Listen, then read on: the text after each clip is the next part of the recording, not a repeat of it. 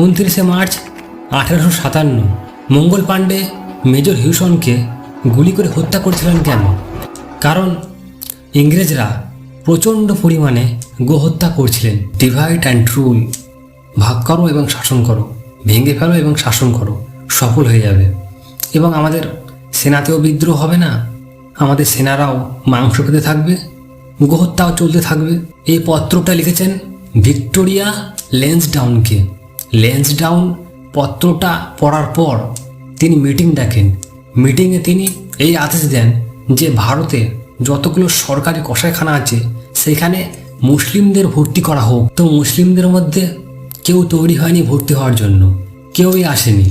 তো উনি বললেন যে খুঁজুন, কেউ তো মুসলিম সমূহের মধ্যে হবে যাদের দিয়ে আমরা এই কাজে লাগাতে পারি। কুরাইশি জাতিসমূহের মুসলিমদের প্রতারিত করে